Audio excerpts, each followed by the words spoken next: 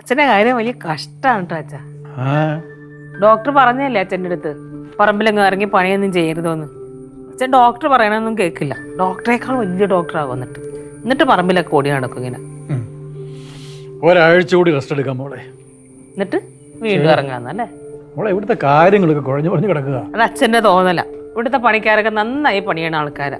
അച്ഛൻ വെറുതെ നോക്കി നിന്നാ മതി വേണമെങ്കിൽ, അത്രയ്ക്ക് ബോറടിച്ചാല്. ഒരു തോന്നലും ഇല്ല, കാര്യങ്ങളൊക്കെ കുഴഞ്ഞു മറിഞ്ഞു കിടക്കുകയാണ്. മാമ ഈ വസ്തുവകൾ ഉണ്ടായെന്ന് പറഞ്ഞിട്ട് കാര്യമൊന്നുമില്ല, അതിന് നേരെ പരിപാലിച്ചെടുക്കാൻ കഴിയണം.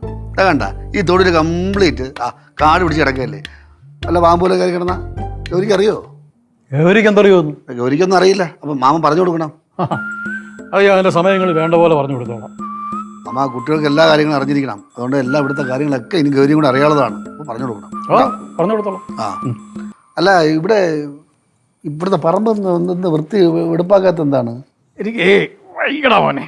മാമ ആളെ വെച്ച് ചെയ്താൽ പോരെ? ഞാൻ ഇറങ്ങണോ? എന്നാ പിന്നെ നീ ഇറങ്ങി ചെയ്യും. വയ്യ, ഒട്ടും വയ്യ. മാമിയെ പോലെ മുട്ടുവേന. അല്ലെങ്കിൽ ഞാൻ ഒരു കൈ നോക്കിയേനെ. അതുപോലെ മാമനെ പോലെ ഞാൻ അപ്പനുമായി. ഓ, അതുകൊണ്ട് ഇനി വെറുതെ ഇരുന്നാൽ മതിയല്ലോ അല്ലേ? മോളെ ഇവനിപ്പോ എന്താ ചെയ്യുന്നത്? സൂപ്പർവൈസറോ അതോ കോൺട്രാക്ടറോ? സൂപ്പർവൈസറാ. പണിക്കൊക്കെ കറക്റ്റായിട്ട് പോകും. പോയില്ലേ ഭയങ്കര വെപ്രാളാ. പൈസയും കിട്ടും അവിടെ നിന്ന്. പക്ഷെ വീട്ടിലേക്ക് എത്തില്ല. കടപ്പലഹാര പിള്ളേർക്കും വാങ്ങിച്ചു കൊടുക്കും, ബാലുവും കഴിക്കും, അല്ലെങ്കിൽ ഫ്രണ്ട്സിനും വാങ്ങിച്ചു കൊടുക്കും. വീട്ടിലേക്കൊന്നും എത്താറില്ല. അല്ലെങ്കിൽ ആരെങ്കിലും എന്തെങ്കിലും ചോദിച്ചാൽ അങ്ങ് എടുത്തങ്ങ് കൊടുക്കും. അച്ഛാ, ഇവന്റെ ഒരു കാര്യം, കുട്ടിക്കളി ഇതുവരെ മാറിയിട്ടില്ലല്ലോ മോളെ. ഓ അത് മാറത്തൊന്നുമില്ല അച്ഛാ. നല്ല നീരുണ്ട് കേട്ടോ. അതുണ്ടാ അതൊക്കെ അങ്ങനെ കിടക്കാം മോളെ. നോയിക്കൊണ്ടിരിക്കാണ്ട് വെട്ടി പൊളക്കടേ. പിന്നെ വെട്ടിപ്പൊളന്നങ്ങോട്ട് ഇടാൻ പറഞ്ഞല്ലേ? ഈ കൈക്ക് ആരോഗ്യം വേണം. ഇത് കല്ലും ചക്കയാണ്. ബാക്കില്ലാതെ വല്ലതും വെട്ടിയാ പൊന്നു മോളെ. കുറച്ചേരത്ത് ഇങ്ങനെയൊന്നും അല്ലായിരുന്നല്ലോ ഡയലോഗ് അടി. ഇത് ഡയലോഗ് മാത്രമേ ഉള്ളൂ. കാര്യത്തോടെ എടുക്കുമ്പോണ്ടല്ലോ ഒന്നും ഉണ്ടാവില്ല. ആര് പറഞ്ഞു കാര്യത്തിൽ തുടങ്ങുമ്പോ ഒന്നും ഉണ്ടാവില്ലെന്ന്? അച്ഛന്റെ ചോരയാണ് കേട്ടാ. പൊളക്ക് കൂടാ എന്ത് പണി വേയാല് അപ്പ ചെയ്യും. ഇവനെ കൊണ്ട് നടപടിയാവില്ല. അച്ഛാ, അച്ഛോ. എന്നാ പിന്നെ അച്ഛൻ പറഞ്ഞു അച്ഛോ. അച്ഛ ഇത് എവിടുന്ന് പറഞ്ഞു? എടാ തൊഴുത്തി കംപ്ലീറ്റ് പശുവിനെ കൊതു പഠിക്കും. ഞാൻ പോച്ച് ഓട്ടിച്ച്. ചക്ക വെട്ടി പൊളക്ക്. ചക്ക വെട്ടി പൊളക്കാൻ മക്കളെ കാശു ഒന്ന് ചക്ക വെട്ടി പൊളക്കടാ. കേശു വെട്ടിട്ട് നമ്മളൊക്കെ ചക്ക കഴിച്ചത് തന്നെ. അച്ഛൻ വെട്ടച്ചാ. ശ്രീകുട്ടോ നടപടിയാവും. ശ്രീകുട്ടാ ഇനിയിപ്പോഴേ ചക്ക വെട്ടിലുള്ള നടക്കാൻ പോണേ. ഭൂകമ്പം ഇരിക്കും ഇവിടെ. ശ്രീകുട്ടോ ശ്രീകുട്ട വേടാ, ഞാൻ മാർക്ക് ചെയ്തിട്ടുണ്ട്. ചെറുതായിട്ട് വെട്ടിയാ അവിടെ തന്നെ കറക്റ്റ് റൗണ്ട് ആയിട്ട് വെട്ടി ഇങ്ങനെ മാർക്ക് ചെയ്തിട്ട് അവിടെ ഒറ്റ വെട്ടിയാ നീ എന്ന് വെട്ടടേ.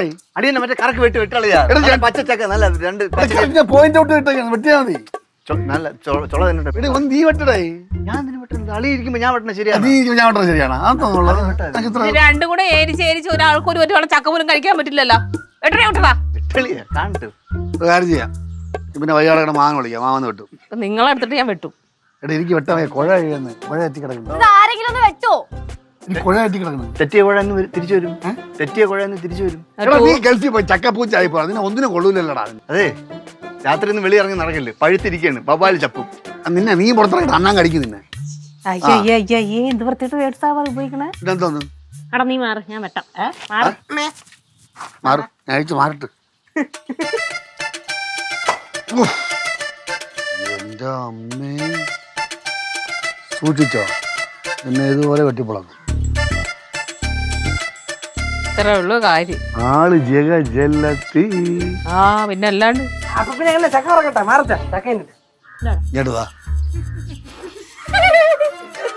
കന്തരേ എവരേ കേട്ടാ.